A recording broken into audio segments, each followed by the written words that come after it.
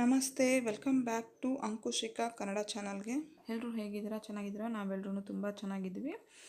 ನಾನಿವತ್ತು ಬೆಳಗ್ಗೆಯಿಂದನೇ blog start ಮಾಡ್ಕೊಂಡಿದ್ದೀನಿ. ಇವತ್ತು ಬಂದುಬಿಟ್ಟು ಅಮಾವಾಸ್ಯೆ ಆಗಿರೋದ್ರಿಂದ ನಮ್ಮದು ತಿಂಡಿ ಮಾಡೋದು ಸ್ವಲ್ಪ ಲೇಟ್ ಆಯಿತು. ಅಂದರೆ ಮಕ್ಕಳಿಗೆ ಬೆಳಗ್ಗೆನೇ ಅವ್ರು ಸ್ಕೂಲ್ಗೆ ಹೋಗೋ ಟೈಮ್ನಾಗೆಲ್ಲ ಇಡ್ಲಿ ಚಟ್ನಿ ಮಾಡಿಬಿಟ್ಟು ಅವ್ರ ಬಾಕ್ಸ್ಗೆ ಮತ್ತು ಟಿಫಿನ್ಗೆ ಎಲ್ಲಾದರೂ ಮಾಡಿಬಿಟ್ಟು ಅವ್ರನ್ನ ಕಳಿಸಿದೆ. ಇವತ್ತು ಅಮಾವಾಸ್ಯೆ ಆಗಿರೋದ್ರಿಂದ ಪ್ರತಿ ಅಮಾವಾಸ್ಯೆಗೂ ನಮ್ಮ ಮನೇಲಿ ಪೂಜೆ ಎಲ್ಲ ಮಾಡಿಬಿಟ್ಟು ಕಾಯಿ ಎಲ್ಲ ಹೊಡೆದ್ಬಿಟ್ಟು ನಾವು ತಿಂಡಿ ಮಾಡೋದು. ಅದೆಲ್ಲ ಮಾಡೋದ್ರೊಳಗೆ ಸ್ವಲ್ಪ ಲೇಟ್ ಆಯಿತು. ಪೂಜೆ ಎಲ್ಲ ಮುಗಿಯೋದ್ರೊಳಗೆ 10:30 ಆಯಿತು. ನಾವು ಟಿಫಿನ್ ಮಾಡೋದ್ರೊಳಗೆ 11 ಕಾಲಾಗಿತ್ತು. ಅದಕ್ಕೇ ಇವಾಗ ಬೇಗ ಬೇಗ ಎಲ್ಲ ಅಡುಗೆ ಮುಗಿಸ್ಕೊಂಡು ಇಡ್ಲಿಗೆ ಹಾಕ್ಕೊಂಡೆ. ಇಡ್ಲಿಗೆ ಎಲ್ಲ ರೆಡಿ ಆಯಿತು. ಇಡ್ಲಿ ಎಲ್ಲ ರೆಡಿ ಆಯಿತು. ನಮ್ಮ ಯಜಮಾನ್ರು ಮಿರ್ಚಿ ಮಾಡು ಅಂತ ಕೇಳಿದರು. ಅದಕ್ಕೋಸ್ಕರ ನಾನು ಇಲ್ಲಿ ಮಿರ್ಚಿಗೂ ರೆಡಿ ಮಾಡಿ ಇಟ್ಕೊಂಡಿದ್ದೆ. ಬೆಳಿಗ್ಗೆ ಮಕ್ಕಳು ಹೋಗುವಾಗೇನು ಮಿರ್ಚಿ ಮಾಡಿದ್ದಿಲ್ಲ. ನನ್ನ ಮಗನಿಗೆ, ಎರಡನೇ ಮಗನಿಗೆ ತುಂಬ ಕೆಮ್ಮಿರೋದ್ರಿಂದ ಬೇಡ ಮಿರ್ಚಿ ಮಾಡೋದು, ಮತ್ತು ತಿಂದರೆ ಎಣ್ಣೆ ಐಟಮ್ ತಿಂದರೆ ಮತ್ತೆ ಜಾಸ್ತಿ ಕೆಮ್ಮಾಗುತ್ತೆ ಅಂದ್ಬಿಟ್ಟು ಅವ್ರಿಗೆ ಮಿರ್ಚಿ ಮಾಡಲಿಲ್ಲ.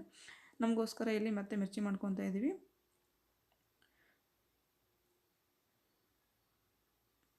ಈ ಥರ ಅಮಾವಾಸ್ಯೆ ಪೂಜೆ ಮಾಡೋದು ಏನಾದಿತ್ತಂದರೆ ನಾನು ಸ್ವಲ್ಪ ಬೆಳಿಗ್ಗೆ ಬೇಗನೆ ಎದ್ಬಿಟ್ಟು ಎಲ್ಲ ಕೆಲಸ ಮುಗಿಸ್ಕೊತೀನಿ. ಮಕ್ಕಳು ಹೋಗೋದ್ರೊಳಗೆ ಪೂಜೆ ಎಲ್ಲ ಮಾಡ್ಕೊಂಡ್ಬಿಡ್ತೀನಿ. ಅವತ್ತು ಸ್ವಲ್ಪ ಎದ್ದೇಳೋದು ಲೇಟ್ ಆಗಿರೋದ್ರಿಂದ ಎಲ್ಲ ಕೆಲಸನೂ ಲೇಟ್ ಆಯಿತು. ಅವ್ರು ಹೋಗೋವಾಗ ನಾನು ಏನು ಬೇರೆ ಕೆಲಸ ಮಾಡ್ಕೊಳೋದಕ್ಕೆ ಹೋಗೋದಿಲ್ಲ. ಮಕ್ಕಳು ಹೋಗೋದ್ರೊಳಗೆ ಮಾಡಿದರೆ ಮಾಡ್ದಂಗೆ, ಇಲ್ಲಾಂದರೆ ಮಕ್ಕಳು ಹೋದ್ಮೇಲೆ ನಾನು ಬೇರೆ ಕೆಲಸ ಸ್ಟಾರ್ಟ್ ಮಾಡ್ತೀನಿ. ಇದಕ್ಕಂದರೆ ಮತ್ತು ಅವ್ರಿಗೂ ಟೈಮ್ ಕೊಡಬೇಕಲ್ವ. ಅವ್ರು ಊಟ ತಿಂದ್ಬಿಟ್ಟು ರೆಡಿಯಾಗಿ ಹೋಗೋವರೆಗೂ ನಾನು ಅವ್ರಿಗೆ ಟೈಮ್ ಕೊಟ್ಬಿಟ್ಟು ಅವ್ರದ್ದೆಲ್ಲ ಮುಗಿಸಿದ್ಮೇಲೆ ನಾನು ಕೆಲಸ ಸ್ಟಾರ್ಟ್ ಮಾಡ್ಕೊತೀನಿ. ಅದಕ್ಕೋಸ್ಕರ ಮತ್ತು ಅವ್ರಿಗೆ ಲೇಟ್ ಆಗಿಬಿಟ್ಟು ಅಂದ್ಬಿಟ್ಟು ನಾನು ಅವಾಗ ಪೂಜೆ ಏನು ಮಾಡಲಿಲ್ಲ. ಅವ್ರು ಹೋದ್ಮೇಲೆ ಎಲ್ಲ ಮನೆಯೆಲ್ಲ ಕ್ಲೀನ್ ಮಾಡ್ಕೊಂಬಿಟ್ಟು ಪೂಜೆ ಸ್ಟಾರ್ಟ್ ಮಾಡಿಬಿಟ್ಟು ಇವಾಗ ಊಟ ತಿಂತಾಯಿದ್ದೀವಿ. ತುಂಬ ಹೊಟ್ಟೆ ಹಸಿವಾಗಿತ್ತು. ಪೂಜೆ ಮುಗಿದ್ರೊಳಗೆ 10:30 ಆಗಿರೋದ್ರಿಂದ ನಾವು ತಿಂಡಿ ಮಾಡೋದ್ರೊಳಗೆ 11 ಕಾಲಾಗಿತ್ತು. ತುಂಬ ಹೊಟ್ಟೆ ಹಸಿವಾಗೋದ್ರಿಂದ ಬೇಗ ಬೇಗ ಅಡುಗೆ ಎಲ್ಲ ಮಾಡ್ಕೊಂಬಿಟ್ಟು ತಿಂತಾಯಿದ್ದೀವಿ. ಅಂದರೆ ಸಿಂಪಲ್ ಆಗಿತ್ತಲ್ವ ಇಡ್ಲಿ ಚಟ್ನಿ. ಬೆಳಗ್ಗೆನೇ ಚಟ್ನಿ ಮಾಡಿರೋದ್ರಿಂದ ಅಷ್ಟೊಂದು ಕೆಲಸ ಏನು ಅನಿಸ್ತಿಲ್ಲ. ಇಡ್ಲಿ ಹಾಕ್ಬಿಟ್ಟು ಮಿರ್ಚಿ ಮಾಡ್ಕೊಂಡಿದ್ದೆ ಅಷ್ಟೇ. ಅದೆಲ್ಲ ತಿಂಡಿ ಎಲ್ಲ ಮುಗ್ದಿದ್ದಾದಮೇಲೆ ನೆಕ್ಸ್ಟ್ ಕೆಲಸ ಸ್ಟಾರ್ಟ್ ಆಯಿತು. ಇನ್ನು ಉಳಿದಿರ್ತಕ್ಕಂಥ ಚಟ್ನಿ ಎಲ್ಲ ತೆಗೆದ್ಬಿಟ್ಟು, ಹಿಟ್ಟು ಏನಾದರೂ ಉಳಿದಿರೋ ಅದನ್ನು ತೆಗೆದ್ಬಿಟ್ಟು ಮತ್ತೆ ಕ್ಲೀನಿಂಗ್ ಕೆಲಸ. ಬೆಳಗ್ಗೆ ಎದ್ದು ಮತ್ತೆ ಕ್ಲೀನ್ ಮಾಡ್ಕೊಂಡು ಅಡುಗೆ ಮಾಡ್ಕೊಂಡಿರ್ತೀವಿ. ಮತ್ತು ಆಮೇಲೆ ತಿಂಡಿ ಮಾಡಿದ್ದೆಲ್ಲ ಆದಮೇಲೆ ಮತ್ತೆ ಒಂದು ಸಲ ಕೆಲಸ ಸ್ಟಾರ್ಟು. ಮತ್ತು ಕ್ಲೀನ್ ಮಾಡೋದು, ಪಾತ್ರೆ ಎಲ್ಲ ತೊಳೆದ್ಬಿಟ್ಟು ಇನ್ನು ಕೆಲಸ ಮತ್ತೆ ಬೇರೆ ಕೆಲಸ ಇತ್ತು. ಪಾತ್ರೆ ಎಲ್ಲ ತೊಳೆದು ಬಟ್ಟೆ ಎಲ್ಲ ವಾಶ್ ಮಾಡಿಬಿಟ್ಟು ಹಾಗೆ ನಿಮಗೊಂದು ಇವತ್ತು ಸ್ವೀಟ್ ರೆಸಿಪಿ ಮಾಡಿ ತೋರಿಸೋಣ. ಟ್ರೆಡಿಷ್ನಲ್ ಸ್ವೀಟ್ ರೆಸಿಪಿ ಅಂದ್ಬಿಟ್ಟು ಮಾಡೋಣ ಅಂದ್ಬಿಟ್ಟು ಈ ವಿಡಿಯೋನ ಸ್ಟಾರ್ಟ್ ಮಾಡ್ಕೊಂಡಿದ್ದು. ಯಾವ ರೆಸಿಪಿ ಏನು ಅಂತಂದರೆ, ಈ ಅಮಾವಾಸ್ಯಕ್ಕಿಂತ ಮುಂಚೆ ಇನ್ನೊಂದು ಹಿಂದೆ ಅಮಾವಾಸ್ಯೆ ಬರುತ್ತಲ್ವ, ಎಳ್ಳು ಅಮಾವಾಸ್ಯೆ ಅಂದ್ಬಿಟ್ಟು ಆ ಅಮಾವಾಸ್ಯೆ ಟೈಮ್ನಲ್ಲಿ ಸ್ವೀಟ್ ರೆಸಿಪಿ ಮಾಡ್ತಾರೆ. Traditional recipe. ನಮ್ಮ ಕಡೆ ಎಲ್ಲ ಫೇಮಸ್ ಈ ರೆಸಿಪಿ. ಹಸಿಟ್ಟು ಅಂದ್ಬಿಟ್ಟು ಏನಪ್ಪ ಅಂದರೆ ಹೊಲದಲ್ಲಿ ಬೆಳೆ ಬಂದಿರುತ್ತಲ್ವ, ಸರಿಯಾಗಿ ಕರೆಕ್ಟ್ ಈ ಟೈಮ್ನಲ್ಲೇ ಬೆಳೆ ಕಟಾವಿಗೆ ಬಂದಿರುತ್ತೆ. ಆ ಟೈಮ್ನಲ್ಲಿ ನಾವು ಈ ಥರ ಹಸಿಟ್ಟನ್ನು ಮಾಡ್ಕೊಂಬಿಟ್ಟು ಹೊಲಕ್ಕೆ ಹೋಗ್ಬಿಟ್ಟು ಪೂಜೆ ಮಾಡ್ತೀವಿ. ಆ ರೆಸಿಪಿನ ತೋರಿಸ್ತಾ ಇದ್ದೀನಿ ಇಲ್ಲಿ. ಆ ಕೆಲಸ ಎಲ್ಲ ಮುಗಿಸ್ಕೊಂಬಿಟ್ಟು ಸ್ವೀಟ್ ರೆಸಿಪಿನ ಸ್ಟಾರ್ಟ್ ಮಾಡ್ಕೊಳ್ತೀನಿ ಮಾಡೋದು, ಟ್ರೆಡಿಷ್ನಲ್ ರೆಸಿಪಿನ. ಅದಕ್ಕೆ ನಾನು ಹೋದ ಅಮಾವಾಸ್ಯೆಗೆ ಈ ಹಿಟ್ಟನ್ನು ಮಾಡಿ ರೆಡಿ ಮಾಡಿ ಇಟ್ಕೊಂಡಿದ್ದೆ. ಆವಾಗ ಪೂಜೆ ಟೈಮ್ನಲ್ಲಿ ಎಷ್ಟು ಬೇಕಾಗುತ್ತೋ ಅಷ್ಟರ ಹಿಟ್ಟು ನಾನು ಮಾಡ್ಕೊಂಬಿಟ್ಟು ನೆಕ್ಸ್ಟ್ ಇವಾಗ ಮತ್ತೆ ಈ ಸ್ವೀಟ್ನ ಮಾಡೋಣ ಅಂದ್ಬಿಟ್ಟು ಮಾಡ್ತಾಯಿದ್ದೀನಿ. ಇನ್ನು ಸ್ವಲ್ಪ ಹಿಟ್ಟು ಉಳಿದಿದೆ, ಮಾಡಿಬಿಡೋಣ ಇಲ್ಲಾಂದರೆ ಕೆಟ್ಟೋಗುತ್ತೆ ಅಂದ್ಬಿಟ್ಟು ಮಾಡ್ತಾಯಿದ್ದೀನಿ. ಅದನ್ನು ನಿಮಗೆ ವೀಡಿಯೋ ಮಾಡಿಬಿಟ್ಟು ತೋರಿಸೋಣ ಅಂದ್ಬಿಟ್ಟು ಮಾಡ್ತಾಯಿದ್ದೀನಿ. ಇದಕ್ಕೆ ಸಜ್ಜೆ ಹಿಟ್ಟು ಹಾಕ್ಸ್ಕೊಂಬಂದಿದ್ವಿ ನಾವು. ಅದನ್ನು ಅಳತೆ ಮಾಡಿಬಿಟ್ಟು 2 ಗ್ಲಾಸ್ ಆಗೋಷ್ಟು ಸಜ್ಜೆ ಹಿಟ್ಟು ತೊಗೊಂಡಿದ್ದೀನಿ. ಅದನ್ನು ಸೈಡ್ ಇಟ್ಬಿಟ್ಟು ಇವಾಗ ನೆಕ್ಸ್ಟ್ ಇನ್ನೊಂದು ದೊಡ್ಡ ಪಾತ್ರೆ ತೊಗೊಂಬಿಟ್ಟು ಅದಕ್ಕೆ 1-1.5 ಚೊಂಬು ನೀರು ಹಾಕಬೇಕಾಗುತ್ತೆ. ನೀರು ಹಾಕ್ಕೊಂಬಿಟ್ಟು ಇದಕ್ಕೆ ನಾವು ಹಿಟ್ಟನ್ನೆಲ್ಲ ನೆನೆಸ್ಕೊಂಬಿಟ್ಟು ಕಡುಬು ಥರ ಮಾಡಿಬಿಟ್ಟು ಬೇಯಿಸ್ಕೋಬೇಕಾಗುತ್ತೆ. ಅದಕ್ಕೆ ನಾನು ಇಲ್ಲಿ ನೀರು ಹಾಕ್ಕೊಂಬಿಟ್ಟು ಇದಕ್ಕೆ ನಾವು ಬೇಯೋದಕ್ಕೆ ಮೊದಲು ಒಳಗಡೆ ಹುಲ್ಲು ಅಥವಾ ನೆಲ್ಲು ಬೆಳೆದಿರ್ತಾರಲ್ವ ಅದ್ರ ಹುಲ್ಲು, ಇಲ್ಲಾಂದ್ರೆಗಿನ್ನ ಸೊಪ್ಪೆ ಇರುತ್ತಲ್ವ, ಜೋಳ ಬೆಳೆದಿದ್ದ ಸೊಪ್ಪೆ, ಸಜ್ಜೆ ಬೆಳೆದಿದ್ದ ಸೊಪ್ಪೆ ಇರುತ್ತಲ್ವ, ಆ ಸೊಪ್ಪೆ ತಂದುಬಿಟ್ಟು ಚೆನ್ನಾಗಿ ತೊಳೆದಿಟ್ಕೊಂಡಿದ್ದೆ. ಅದೇನಾದರೂ ಡಸ್ಟ್ ಏನಾದರೂ ಇರುತ್ತೆ ಅಂದ್ಬಿಟ್ಟು ಅದನ್ನೆಲ್ಲ ಚೆನ್ನಾಗಿ ತೊಳೆದಿಟ್ಕೊಂಡು ಇವಾಗ ನಾವೇನು ಪಾತ್ರೆಯಲ್ಲಿ ನೀರು ಹಾಕ್ಕೊಂಡಿದ್ದಲ್ವ ಆ ಪಾತ್ರೆಗೆ ನಾವು ಈ ಸೊಪ್ಪೆನ ಇಟ್ಬಿಟ್ಟು ಚೆನ್ನಾಗಿ ಕುದಿಯೋದಕ್ಕೆ ಬಿಡಬೇಕು. ಈ ಸೊಪ್ಪೆ ಕುದಿಯೋದಕ್ಕೆ ಸ್ಟಾರ್ಟ್ ಆದಮೇಲೆ ನಾವು ಹಿಟ್ಟನ್ನ ನೆನೆಸ್ಕೊಂಬಿಟ್ಟು ಕಡುಬು ಥರ ಮಾಡಿಬಿಟ್ಟು ಇದರಲ್ಲಿ ಇಟ್ಬಿಟ್ಟು ಬೇಯಿಸ್ಕೋಬೇಕಾಗುತ್ತೆ. ಅದಕ್ಕೋಸ್ಕರ ಫಸ್ಟ್ ಇದನ್ನು ರೆಡಿ ಮಾಡಿಕೊಂಡು ಗ್ಯಾಸ್ ಮೇಲೆ ಇದನ್ನು ಫಸ್ಟ್ ಕುದಿಯೋದಕ್ಕೆ ಇಟ್ಬಿಡೋಣ. ಇದು ಕುದಿಯೋದ್ರೊಳಗೆ ನಾವು ಹಿಟ್ಟು ನೆನೆಸ್ಕೋಬೋದು ಅಂದ್ಬಿಟ್ಟು ಇದನ್ನು ಮಾಡ್ತಾಯಿದ್ದೀನಿ. ಈ ರೆಸಿಪಿ ಅಂತೂ ತುಂಬ ಅಂದರೆ ತುಂಬ ಟೇಸ್ಟ್ ತುಂಬ ಚೆನ್ನಾಗಿರುತ್ತೆ. ಹೆಲ್ತ್ಗೂ ತುಂಬ ಒಳ್ಳೆಯದು. ಹಾಗೆ ಮಾಡೋದು ಪ್ರಾಸೆಸ್ ಸ್ವಲ್ಪ ಟೈಮ್ ಹಿಡಿಯುತ್ತೆ. ಹಾಗೆ ಟೇಸ್ಟೂ ತುಂಬ ಚೆನ್ನಾಗಿರುತ್ತೆ. ನಾನು ಮಾಡೋ ಮೆಥಡಲ್ಲಿ ಮಾಡಿದ್ರೆ ನಿಮಗೆ ಒಂದು ಒಂದು ತಾಸೊಳಗೆ ಈ ರೆಸಿಪಿನ ಮಾಡಿಬಿಡ್ಬೋದು. ನೋಡಿ ಹಿಟ್ಟಿಗೆ ಇವಾಗ ಹಿಟ್ಟು ನೆನೆಸ್ಕೊಳೋಕ್ಕೆ ಸ್ಟಾರ್ಟ್ ಮಾಡೋಣ. ಹಿಟ್ಟು ನೆನೆಸ್ಕೋವಾಗ ಇದಕ್ಕೇನು ಬಿಸಿ ನೀರು ಏನು ಬೇಕಾಗೋದಿಲ್ಲ. ತಣ್ಣೀರು ಹಾಕ್ಕೊಂಬಿಟ್ಟು ನಾವು ಇದನ್ನು ಹಿಟ್ಟನ್ನ ನೆನೆಸ್ಕೋಬೋದು. ಹಿಟ್ಟಿಗೆ ಸಜ್ಜೆ ಹಿಟ್ಟು ಬಂದುಬಿಟ್ಟು ಜಾಸ್ತಿ ನೀರು ತೊಗೊಳೋದಿಲ್ಲ. ಅದಕ್ಕೋಸ್ಕರ ಸ್ವಲ್ಪನೇ ನೀರು ಹಾಕ್ಕೊಂಬಿಟ್ಟು ಚೆನ್ನಾಗಿ ನಾದ್ಕೊಂಡು ಹಿಟ್ಟು ಕಲಿಸ್ಕೊಳ್ಳಿ. ನೋಡಿ ತೋರಿಸ್ತಾ ಇದ್ದೀನಲ್ವ, ಈ ಥರ ಹಿಟ್ಟು ಕಲಿಸ್ಕೊಂಡಿದ್ದಾದಮೇಲೆ ಇದನ್ನ ಇವಾಗ ಸ್ವಲ್ಪ ಸ್ವಲ್ಪನೇ ಹಿಟ್ಟು ತೊಗೊಂಡ್ಬಿಟ್ಟು ಕಡುಬು ಥರ ಮಾಡ್ಕೋಬೇಕಾಗುತ್ತೆ.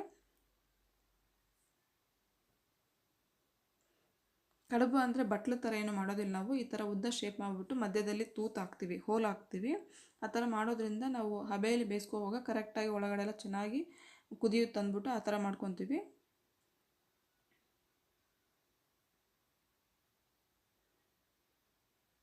ನೋಡಿ ಮಧ್ಯದಲ್ಲಿ ಈ ಥರ ತೂತು ಹಾಕಿದ್ರಿಗಿನ ಚೆನ್ನಾಗಿ ಒಳಗಡೆ ಎಲ್ಲ ಕುದಿಯುತ್ತೆ. ಅದೇ ಥರ ಉಳಿದಿದ್ದ ಹಿಟ್ಟನ್ನೆಲ್ಲನೂ ರೆಡಿ ಮಾಡ್ಕೋಬೇಕು.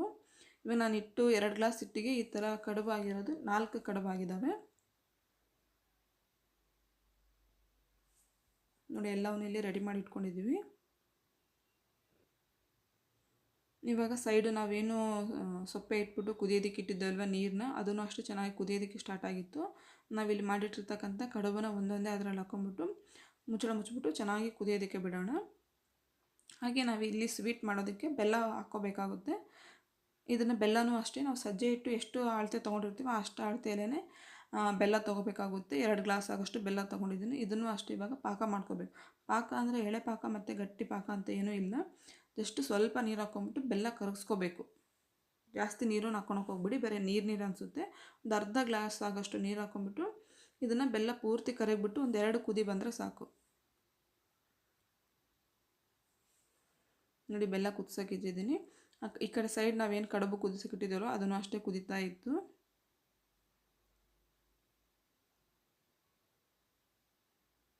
ನೋಡಿ ಬೆಲ್ಲನೂ ಕುದೀತಾ ಇದೆ.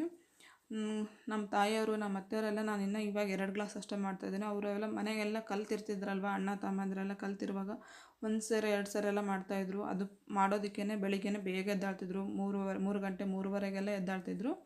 ನೋಡಿ ಇಲ್ಲಿ ಕಡುಬು ಕುದ್ದಿದ್ದೇ ಇಲ್ಲ ಅಂತ ಅಂದ್ಬಿಟ್ಟು ನೋಡೋದಕ್ಕೆ ಒಂಥರ ಸ್ಪೂನು ಅಥವಾ ಚಾಕು ಏನಾದರೂ ಚುಚ್ಚಿಬಿಟ್ಟು ನೋಡಿದರೆ ಅದು ಹಿಟ್ಟು ಅಂಟ್ಕೋಬಾರ್ದು. ಆ ಥರ ಅಂಟ್ಕೊಂಡಿಲ್ಲ ಅಂದರೆ ಇನ್ನು ಕಡುಬು ಆಲ್ರೆಡಿ ಕುದ್ದಿದೆ ಅಂತ ಅರ್ಥ.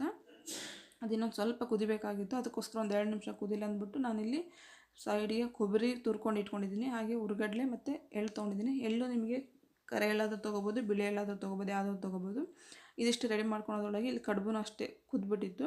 ಇದನ್ನ ಇವಾಗ ಒಂದು ದೊಡ್ಡದಾಗಿರ್ತಕ್ಕಂಥ ಪರಾತಾಗ ಹಾಕ್ಕೊಂಬಿಟ್ಟು, ಮೊದಲೆಲ್ಲ ಏನು ಮಾಡ್ತಾಯಿದ್ರು ಅಂದರೆ ಎಲ್ಲ ಒಳ್ಳಿರ್ತಾಯಿತ್ತು ಮನೇಲಿ. ಒಳ್ಳಿರುವಾಗ ಚೆನ್ನಾಗಿ ಒಳ್ಳೆಯಲ್ಲಿ ಹಾಕ್ಬಿಟ್ಟು ಒಣಕೆ ತಗೊಂಡು ಚೆನ್ನಾಗಿ ಕುಡ್ತಾಯಿದ್ರು. ಪೂರ್ತಿ ಪುಡಿ ಆಗೋವರೆಗೂ ಚೆನ್ನಾಗಿ ಕುಡ್ತಾಯಿದ್ರು. ಇವಾಗ ನಮ್ಗೆ ಆ ಥರ ಏನೋ ಆಪ್ಷನ್ ಇಲ್ಲ ಇರೋದಕ್ಕೋಸ್ಕರ ನಾನಿಲ್ಲಿ ಪಪ್ಪಗಿತ್ತಿರುತ್ತಲ್ವ ಸಾರು ಮಾಡೋದು, ಅದರಿಂದನೇ ಕುಟ್ತಾ ಇದ್ದೀನಿ. ಅಂದರೆ ಇದು ಬಿಸಿ ಇರುವಾಗಲೇ ಚೆನ್ನಾಗಿ ಕುಟ್ಕೋಬೇಕು, ಇಲ್ಲಾಂದರೆ ತಣ್ಣಗಾಯ್ತಂದರೆ ಗಟ್ಟಿ ಆಗಿಬಿಡುತ್ತೆ, ಕುಟ್ಟೋದಕ್ಕಾಗೋದಿಲ್ಲ. ಅದಕ್ಕೆ ಬಿಸಿ ಇರುವಾಗಲೇ ಸ್ವಲ್ಪ ಅದ್ರ ಬದ್ರ ಕುಟ್ಕೊಳ್ಳೋಣ ಅಂದ್ಬಿಟ್ಟು ಕುಟ್ತಾಯಿದ್ದೀನಿ. ನೋಡಿ ಇಷ್ಟು ಕುಟ್ಟಿದಾದ್ಮೇಲೆ ಅದು ಪೂರ್ತಿ ಕುಟ್ಟೋದಕ್ಕಾಗಲಿಲ್ಲ, ಪುಡಿ ಆಗಲೇ ಇಲ್ಲ. ಅದಕ್ಕೋಸ್ಕರ ನಾನು ಇಲ್ಲಿ ಏನು ಮಾಡ್ತಾಯಿದ್ದೀನಿ ಅಂದರೆ ಮಿಕ್ಸಿ ಜಾರಿಗೆ ಹಾಕ್ಕೊಂಬಿಟ್ಟು ಮಿಕ್ಸಿ ಮಾಡ್ಕೊಳ್ಳೋಣ ಅಂದ್ಬಿಟ್ಟು ಮಿಕ್ಸಿ ಜಾರಿಗೆ ಹಾಕ್ಕೊತಾ ಇದ್ದೀನಿ. ಹಾಗೆಲ್ಲ 3 ಗಂಟೆ 3:30 ಎದಕ್ಕೆ ಎದ್ದಾಳ್ತಿದ್ರು ಅಂದರೆ ಸೂರ್ಯ ಹುಟ್ಟೋದ್ರೊಳಗೆ ಹೊಲಕ್ಕೆ ಹೋಗ್ಬಿಟ್ಟು ಪೂಜೆ ಮಾಡಬೇಕಂತೆ. ಅದಕ್ಕೋಸ್ಕರ ಬೆಳಿಗ್ಗೆ 3 ಗಂಟೆಗೆ ಎದ್ಬಿಟ್ಟು 6 ಗಂಟೆಗೆಲ್ಲ ಅಡುಗೆ ರೆಡಿ ಆಗಿರ್ತಿತ್ತು. ಮನೇಲಿ ಪೂಜೆ ಅಡುಗೆ ಎಲ್ಲ ರೆಡಿ ಆಗ್ತಿತ್ತು. ನಾವೂ ಅಷ್ಟೇ ನಮ್ಮ ತಂದೆಯವ್ರ ಜೊತೆಗೆ ಹೊಲಕ್ಕೆ ಹೋಗ್ಬಿಟ್ಟು ಈ ಪೂಜೆನೆಲ್ಲ ಮಾಡಿಕೊಂಡು ಹೊಲದಲ್ಲೇ ಊಟ ಮಾಡ್ಕೊಂಡು ಬರ್ತಾಯಿದ್ವಿ. ಎಷ್ಟು ಚೆನ್ನಾಗಿ ಅನಿಸುತ್ತಲ್ವ ಹೊಲದಲ್ಲಿ ಹೋಗ್ಬಿಟ್ಟು ಊಟ ಮಾಡಿದರೆ, ತುಂಬ ಚೆನ್ನಾಗಿ ಅನಿಸ್ತಾಯಿತ್ತು. ಹಾಗೆ ನಾವಿಲ್ಲಿ ಏನು ಮಿಕ್ಸಿ ಮಾಡ್ಕೊಂಡಿದ್ದಲ್ವ ಎಲ್ಲ ಹಿಟ್ಟನ್ನು ರೆಡಿಯಾಗಿದೆ. ಇವಾಗ ಏನಾದರೂ ಸ್ವಲ್ಪ ಗಂಟು ಇತ್ತಂದರೆ ಕೈಯಿಂದಲೇ ನಾದ್ಕೊಂಬಿಟ್ಟು ಅದನ್ನು ಪುಡಿ ಮಾಡ್ಕೊಳ್ಳಿ. ಪುಡಿ ಎಲ್ಲ ರೆಡಿಯಾಗಿದ್ದಾದಮೇಲೆ ನಾವೇನಿಲ್ಲಿ ಬೆಲ್ಲದ ಪಾಕ ಮಾಡಿ ಇಟ್ಕೊಂಡಿದ್ದಾರೋ ಅದನ್ನು ಸ್ವಲ್ಪ ಹಾಕ್ಕೊಂಬಿಟ್ಟು ಚೆನ್ನಾಗಿ ಬೆಲ್ಲ ಎಲ್ಲ ಹಿಟ್ಟಿಗೆ ಇಟ್ಕೋಬೇಕು. ಅಲ್ಲಿವರೆಗೂ ಚೆನ್ನಾಗಿ ನಾದ್ಕೊಂಡು ಕಲಿಸ್ಕೊಳ್ಳಿ. ನೀವೇನು ಪಾಕ ಮಾಡ್ಕೊಂಡಿದ್ರಲ್ವ ಅಷ್ಟನ್ನು ಪಾಕ ಇಟ್ಕೊಳ್ಳುತ್ತೆ ಇದು. ಅಷ್ಟು ಪಾಕ ಹಾಕಿದ್ರೇ ಸ್ವೀಟ್ ಕರೆಕ್ಟಾಗಿ ಬರುತ್ತೆ. ನೋಡಿ ಸ್ವಲ್ಪ ಹಾಕ್ಕೊಂಬಿಟ್ಟು ಚೆನ್ನಾಗಿ ನಾದ್ಕೊಂಡು ಕಲಿಸಿದ್ರೆ, ಜಾಸ್ತಿ ಒಂದೇ ಸಲ ಹಾಕ್ಬಿಟ್ರೆ ಕಲಿಸೋದಕ್ಕಾಗೋದಿಲ್ಲ. ಅದಕ್ಕೋಸ್ಕರ ಸ್ವಲ್ಪ ಹಾಕ್ಕೊಂಬಿಟ್ಟು ಮಿಕ್ಸ್ ಮಾಡ್ಕೊಳ್ಳಿ. ಇದ್ರ ಜೊತೆಗೆ ತುಪ್ಪ ಹಾಕ್ಕೊಂಬಿಟ್ಟು ತಿಂತಾಯಿದ್ರೆ ಟೇಸ್ಟು ತುಂಬ ಚೆನ್ನಾಗಿರುತ್ತೆ. ನಿಮಗೇನಾದರೂ ಈ ಥರ ವೀಡಿಯೋ ಇಷ್ಟ ಆಯ್ತಂದರೆ ಪ್ಲೀಸ್ ವೀಡಿಯೋನ ಲೈಕ್ ಮಾಡ್ಕೊಳ್ಳಿ.